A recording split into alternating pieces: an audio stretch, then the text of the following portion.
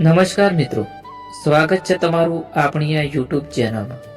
મિત્રો, આંખો ખુલ્લી છે, પણ શું ખરેખર આપણે જોઈ રહ્યા છીએ અથવા ફક્ત નજર ફેરવી રહ્યા છીએ?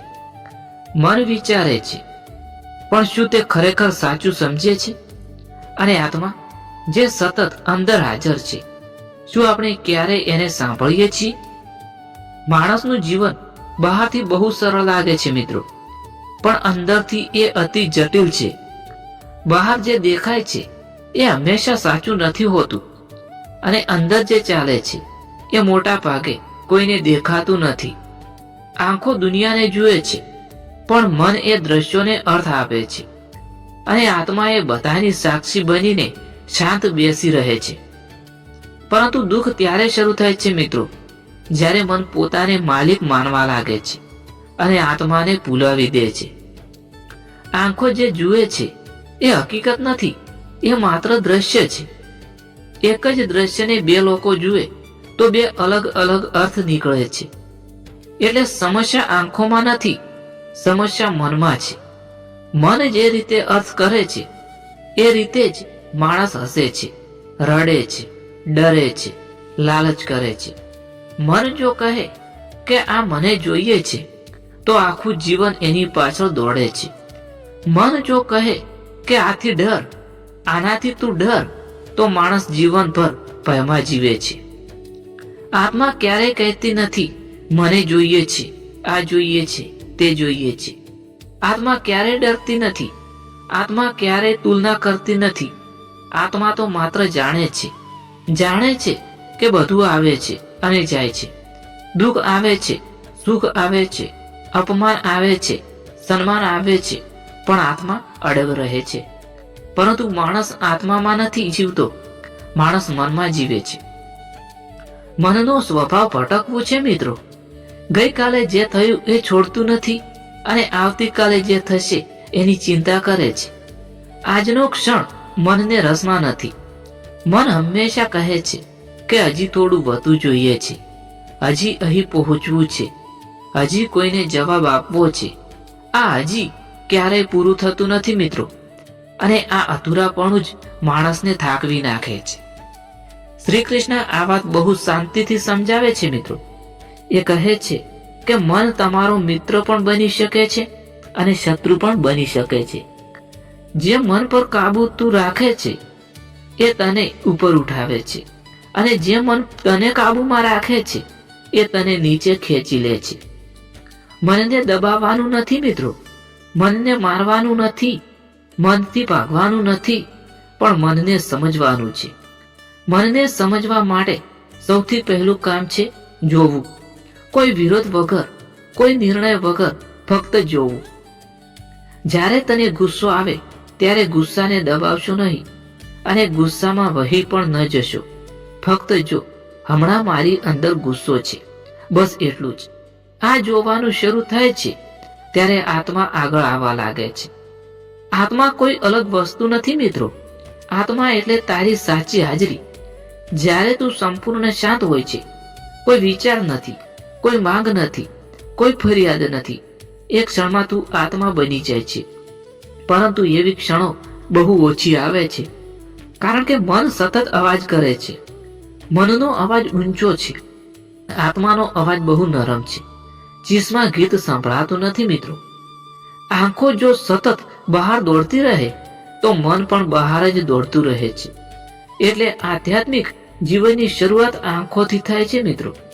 શું જોવું છે અને શું નહીં જોવું, એ અંદર લેવું છે અને શું બહાર રાખવું છે, એ દ્રશ્ય મનમાં બીજ વાવે છે। કેટલાક બીજ દુઃખના હોય છે, કેટલાક બીજ ભયના હોય છે, કેટલાક લાલચના હોય છે, અને માણસ પછી આશ્ચર્ય કરે છે કે અંદર એટલો અસંતોષ કેમ છે।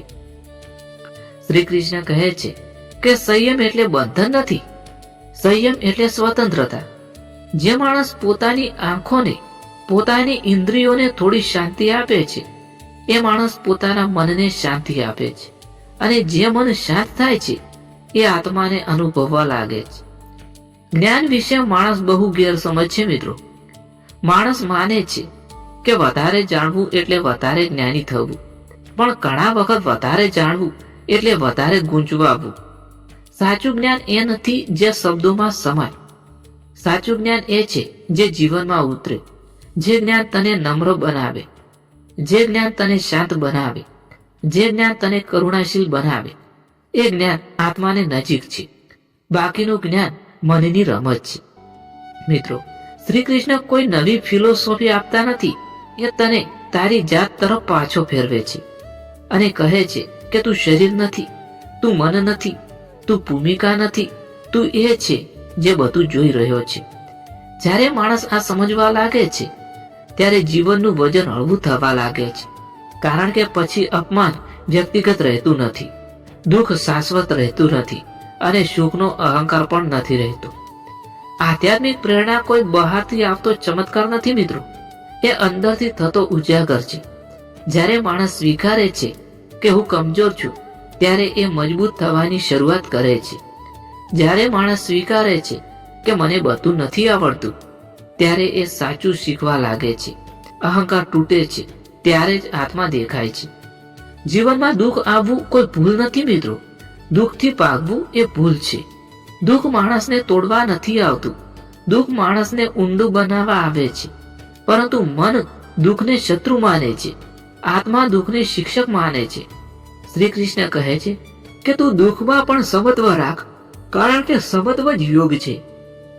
જ્યારે માણસ કર્મ કરે છે અને પરિણામમાં બંધાતો નથી, ત્યારે એ મુક્ત થાય છે. પરિણામની લાલસા મનની છે. કર્મ કરવાથી શાંતિ આત્માને મળે છે. જે કામ તું પૂરેપૂરી હાજરીથી કરે છે એ કામ તને બાંધતું નથી, પરંતુ જે કામ તું ફક્ત પરિણામ માટે કરે છે એ કામ તને થાકવી નાખે છે. આ દુનિયામાં માણસ બધું નિયંત્રિત કરવા માંગે છે, લોકો, પરિસ્થિતિ, ભવિષ્ય, પરંતુ એક જ વસ્તુ છે જે ખરેખર નિયંત્રિત કરી શકાય છે, પોતાની અંદરની સ્થિતિ.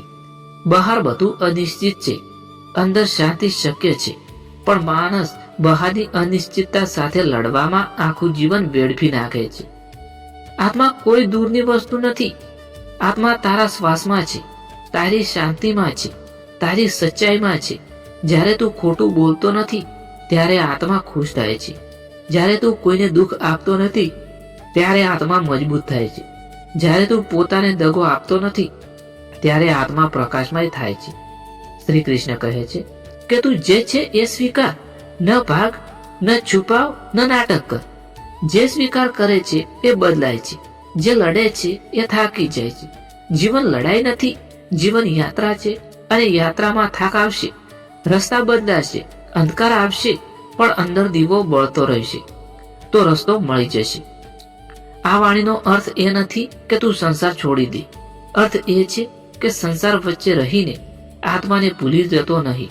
તું કામ કર, જવાબદારી નિભાવ, સંબંધો રાખ, પરંતુ તું કોણ છે એ ભૂલશો નહીં. તું ફક્ત ભૂમિકા નથી, તું સાક્ષી છે. જ્યારે આંખો બહાર ઓછા દોડશે, મન શાંત થશે. જ્યારે મન શાંત થશે, આત્મા અનુભવાશે, અને જ્યારે આત્મા અનુભવાશે ત્યારે જીવન ભાર નહીં લાગે, જીવન બોજ નહીં લાગે. જીવન એક શાંત વહેતી નદી જેવું લાગશે, ક્યારેક ઊંડું, ક્યારેક ઉછળતું, પણ હંમેશા આગળ વધતું. અને એક ક્ષણે માણસને પ્રેરણા ક્યાંથી મળશે એ પ્રશ્ન રહેતો નથી, કારણ કે પ્રેરણા ત્યારે કોઈ વસ્તુ નથી. પ્રેરણા ત્યારે જીવનની સ્વાભાવિક સ્થિતિ બની જાય છે. ધન્યવાદ. જય શ્રી કૃષ્ણ, જય શ્રી મહાકાળીમાં, જય શ્રી સતીમાં, જય શ્રી ગોગાજી મહારાજ.